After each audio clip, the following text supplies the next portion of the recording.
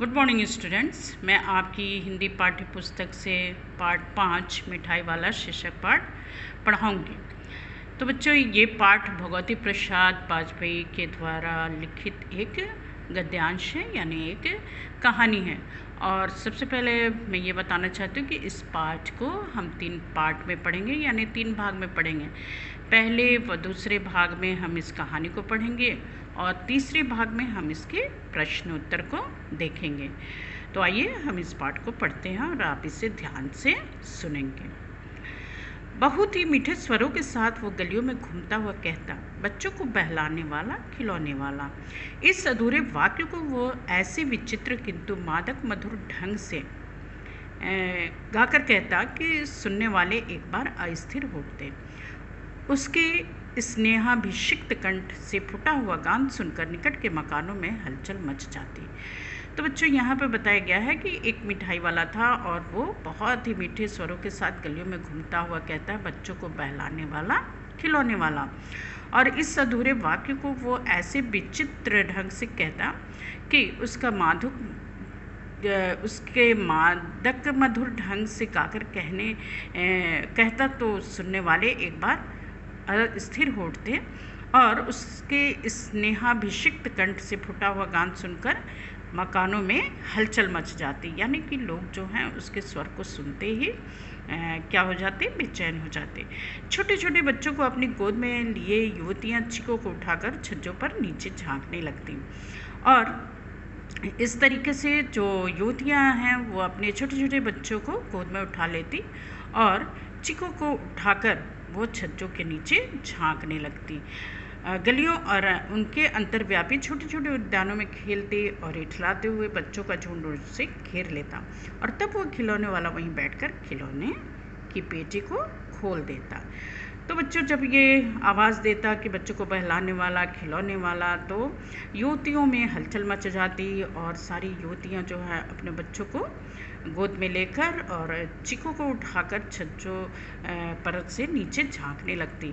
और अगल बगल यानी आसपास में जो भी बच्चे थे उद्यानों में खेलते रहते थे, वो भी इठलाते हुए बच्चों का सारा झुंड उसे घेर लेता और तब खिलौने वाला वहीं बैठकर अपने खिलौने की पेटी को खोल देता। बच्चे खिलौने देखकर पुलकित हो उठते और जब बच्चे उसके खिलौने को देखते तो बहुत खुश होते। वे पैसे लाकर खिलौने का मोल भाव करने लगते। तब बच्चे दौड़ के जाते और पैसे लेकर आते और उसका मोल भाव करने लगते। पूछते, इंच का दाम क्या है? ऑल इंच का। खिलौने वाला बच्चों को देखता और उनकी नन्ही नन्ही उंगलियों से पैसे ले लेता और बच्चों की इच्छा अनुसार उन्हें खिलौने दे देता। तो बच्चों, यहाँ पे बताया गया है कि बच्चे खिलौने देखकर बहुत खुश हो जाते और वो पैसे लाकर खिलौने का मोल भाव करने लगते और अपनी तुतली भाषा में बच्चे पूछने लगते कि इंच का दाम क्या है? ऑल इंच का।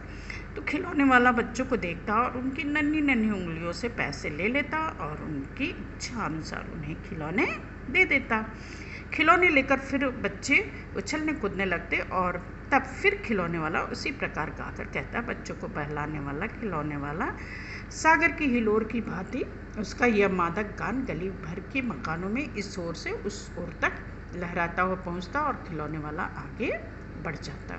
और इस तरीके से खिलौने वाला बच्चों की इच्छा अनुसार खिलौने दे देता और बच्चे खिलौने लेकर उछलते कूदते हुए अपना गलियों में खेलते कूदते और फिर खिलौने वाला उसी प्रकार से गाकर कहता, बच्चों को बहलाने वाला, खिलौने वाला। और उसका ये स्वर जो है एक गली से दूसरी गली तक सुनाई देता और इस तरीके से वो बोलते हुए आगे बढ़ जाता। राय विजय बहादुर के बच्चे भी एक दिन खिलौने लेकर आए। वे 2 बच्चे थे, चुन्नू और मुन्नू। चुन्नू जब खिलौने ले आया तो बोला, मीला गोला कैचा चुंदल है। मुन्नू बोला, और देखो मेला कैचा चुंदल है। तो जब खिलौने वाला खिलौने बेच रहा था तो वहाँ भी राय विजय बहादुर के बच्चे भी थे और वे दोनों बच्चों का नाम था चुन्नू और मुन्नू। तो चुन्नू जब खिलौने ले आया तो बोला, मेला गोला कैचा चुंदल है। मुन्नू बोला, और देखो मेला कैचा चुंदल है। तो दोनों बच्चे आपस में अपने घोड़े की बात करने लगे कि मेरा घोड़ा देखो कैसा सुंदर है। तो मुन्नू भी बोला मेरा घोड़ा देखो कैसा सुंदर है। दोनों अपने हाथी घोड़े को लेकर घर भर में उछलने लगे और दोनों बच्चे जो थे अपने हाथी घोड़े को लेकर घर में उछलने कूदने लगे। इन बच्चों की माँ रोहिणी कुछ देर तक खड़े खड़े उनका खेल निरखती रही। अंत में दोनों बच्चों को बुलाकर उसने पूछा, अरे ओ चुन्नू मुन्नू, ये खिलौने तुमने कितने में लिए हैं? तो यहाँ पे जब दोनों बच्चे अपने खिलौने के साथ घर भर में उछल कूद रहे थे या खेल रहे थे तो उनकी माँ रोहिणी उन्हें देख रही थी और कुछ देर के बाद उनकी माँ ने उनको आवाज़ दिया और बच्चों को बुलाकर उनसे पूछा, अरे ओ चुन्नू मुन्नू, ये खिलौने तुमने कितने में लिए हैं? मुन्नू बोला 2 पैसे में खिलौने दे गया ये। रोहिणी सोचने लगी, इतने सस्ते कैसे दे गया है, कैसे दे गया है, यह तो वही जाने, लेकिन दे तो गया ही है, इतना तो निश्चय है। तो जैसे ही मुन्नू बोला कि 2 पैसे में, तो रोहिणी थोड़ी देर के लिए सोचने लगी और कि इतनी खिलौने सस्ते, ये इतने सस्ते में खिलौने कैसे दे गया? दे तो गया है, लेकिन इतना तो निश्चय है कि वही दिया होगा। इस तरीके से एक जरा सी बात ठहरी, यानी उसके दिमाग में ये बात एक समय के लिए, थोड़ी देर के लिए गूंजती रही। रोहिणी अपने काम में लग गई। फिर कभी उसे इस पर विचार करने की आवश्यकता भी भला क्यों पड़ती। तो थोड़ी देर के लिए उसके दिमाग में, यानी रोहिणी के दिमाग में ये बात गूंजती रही कि ये तो बहुत सस्ते में खिलौने दे गया, कैसे दे गया। इस तरीके से थोड़ी देर वो सोचती रही। फिर उसके बाद रोहिणी अपने काम में लग गई। 6 महीने बाद नगर भर में 2-4 दिनों से एक मुरली वाले के आने का समाचार फैल गया।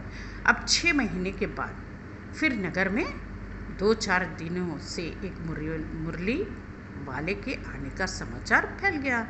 लोग कहने लगे, भाई वाह, मुरली बजाने में वह एक ही उस्ताद है, मुरली बजाकर गाना सुनाकर वह मुरली बेचता भी है, सो भी 2-2 पैसे में। भला इसमें उससे क्या मिलता होगा, मेहनत भी तो ना आती होगी। तो 6 महीने बाद की बात है, नगर में फिर एक मुरली वाले के आने का समाचार फैला और लोग आपस में कहने लगे, जब उसकी मुरली की आवाज़ को सुना तो लोग आपस में कहने लगे, भाई वाह, मुरली बजाने में वह एक ही उस्ताद है, मुरली बजाकर गाना सुनाकर वह मुरली बेचता भी है, सो भी वो 2-2 पैसे में। भला इसमें उससे क्या मिलता होगा, मेहनत भी तो ना आती होगी। एक व्यक्ति ने पूछ लिया, कैसा है वो मुरली वाला, मैंने तो उससे नहीं देखा। तो एक व्यक्ति ने दूसरे से पूछ लिया कि कैसा है वो मुरली वाला, मैंने तो नहीं देखा। उत्तर मिला, उम्र तो उसकी अभी अधिक ना होगी, यही 30-32 का होगा, दुबला पतला गोरा युवक है, बीकानेरी, रंगीन का साफा बांधता है। तो दूसरे ने कहा कि उम्र तो उसकी अभी अधिक ना होगी, वही यही 30-32 का होगा और दुबला पतला गोरा युवक है और बीकानेरी रंगीन साफा बांधता है, यानी साफा मतलब पगड़ी, सिर पर वो रंगीन साफा बांधता है। वही तो नहीं जो पहले खिलौने बेचा करता था। तो पहले वाले ने पूछा, अरे वही तो नहीं है जो पहले खिलौने बेचा करता था, क्या वो पहले खिलौने भी बेचा करता था? तो दूसरे ने कहा कि क्या वह खिलौने भी बेचा करता था। इस तरीके से दोनों आपस में बात करते हैं। हाँ, जो आकार प्रकार तुमने बतलाया उसी प्रकार का वह भी था, तो वही होगा, पर भाई वह एक उस्ताद है। तो फिर उस व्यक्ति ने कहा कि हाँ, जो आकार प्रकार तुमने बतलाया तो उसी प्रकार का वह भी था, तो हो सकता वही होगा, पर भाई वह एक उस्ताद है। प्रतिदिन इसी प्रकार उस मुरली वाले की चर्चा होती है। प्रतिदिन नगर की प्रत्येक गली में उसका मादक मृदुल स्वर सुनाई पड़ता, बच्चों को बहलाने वाला मुरलिया वाला। इस तरीके से हर रोज़ मुरली वाले की चर्चा होती और प्रतिदिन उस गली में उसका मादक मृदुल स्वर सुनाई पड़ता, बच्चों को बहलाने वाला मुरलिया वाला। रोहिणी ने भी मुरली वाले का यह स्वर सुना, यानी कि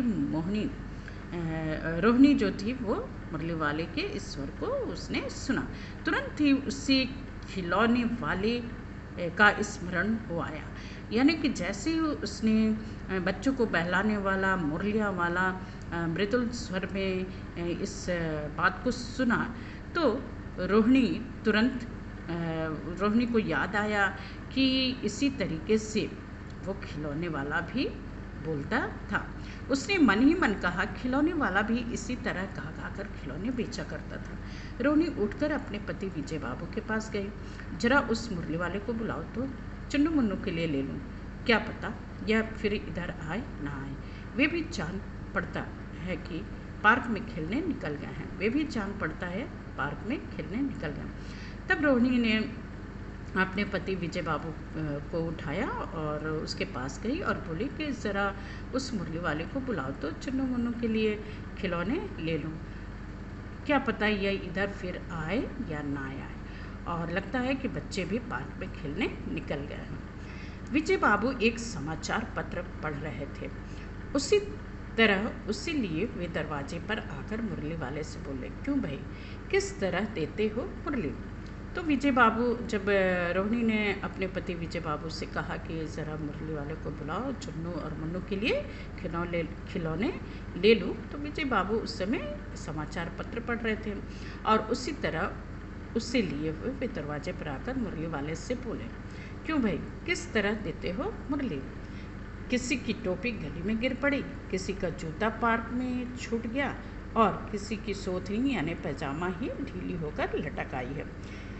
तो कहने का मतलब बच्चों यहाँ पे है कि जब मुरली वाले की आवाज़ बच्चों ने सुना तो वो दौड़ते भागते सब उसकी तरफ दौड़ पड़े और उस समय किसी की टोपी गली में गिर पड़ी, तो किसी का जूता पार्क में छूट गया, तो किसी का पैजामा ढीली होकर लटक आई। इस तरह दौड़ते भागते हुए बच्चे मुरली वाले के पास पहुंच गए।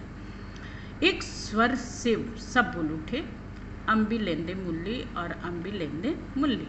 सभी बच्चे एक स्वर में बोलने लगे कि हम भी लेंगे मुरली और हम भी लेंगे मुरली। मुरली वाला हर्ष गदगद हो उठा। तो मुरली वाला जो है वो बहुत खुश उठा और बोला, सबको देंगे भैया, लेकिन ज़रा रुको, ठहरो, एक एक को देने दो। तो मुरली वाले ने बच्चों से कहा कि भैया मैं सबको दूंगा, लेकिन ज़रा रुको, ठहरो, एक एक करके मैं एक एक को देने दो। अभी इतनी जल्दी हम कहीं लौट थोड़े ही जाएंगे, बेचने तो आए ही हैं, और है भी इस समय मेरे पास एक दो नहीं, पूरी 57। तो मुरली वाले ने कहा कि अभी हम थोड़े लौट जाएंगे और बेचने ही तो आए हैं, इस समय मेरे पास एक दो नहीं लेकिन पूरी 57 है। 57 का मतलब होता है बच्चों 57। हाँ बाबूजी, क्या पूछा था आपने? ये कहते हुए फिर वो बाबूजी की तरफ अपने ध्यान को वो बाबूजी की तरफ बोला कि हाँ बाबूजी, आपने क्या पूछा था, कितने में दी? तो दी तो वैसे 3-3 पैसे के हिसाब से, पर आपको 2-2 पैसे में ही दे दूँगा। तो उसने कहा कि मैंने तो 3-3 पैसे के हिसाब से ये है, पर मैं आपको 2-2 पैसे में दे दूँगा, मुरली वाले ने बाबूजी से कहा। तो विजय बाबू भीतर बाहर दोनों रूपों में मुस्कुरा दिया ने विजय बाबू जो हैं मुस्कुराने लगे।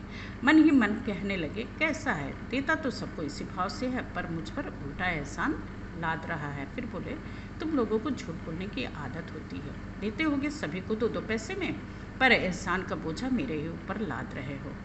तो विजय बाबू ने मुस्कुराते हुए कहा कि देता तो सबको इसी भाव से है, पर मुझ पर क्या कर रहा, उल्टा एहसान लाद रहा है। फिर बोले, तुम लोगों की झूठ बोलने की आदत है, देते तो होगे सभी को 2-2 पैसे में, पर एहसान का बोझा मेरे ऊपर लाद रहे हो। मुरली वाला एकदम अप्रतिभ उठा, बोला, आपको क्या पता बाबूजी, इनकी असली लागत क्या है?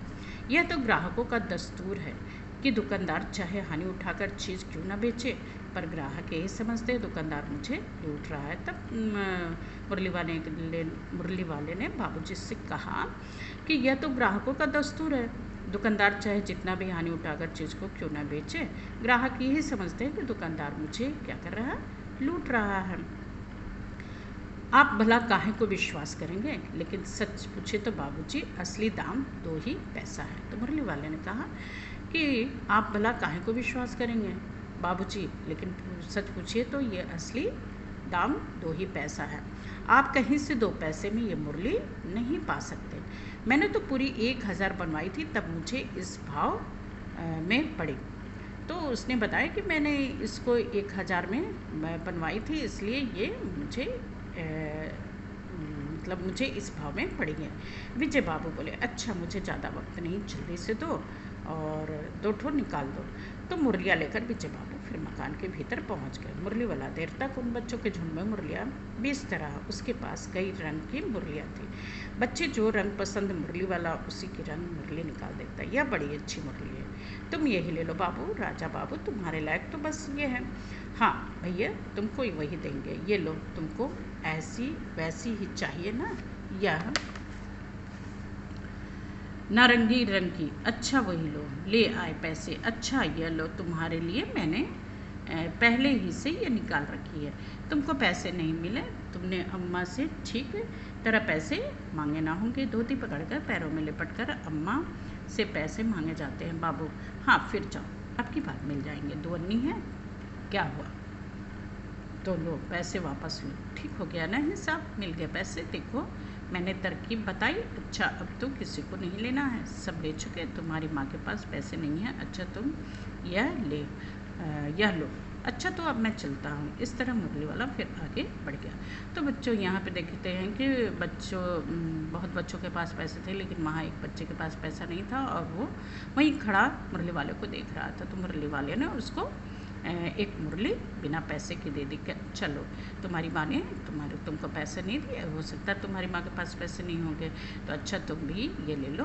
और वहाँ से ये कहते हुए वो आगे की ओर बढ़ गया। अब इसके अगले भाग को हम अगले वीडियो में देखेंगे। ओके।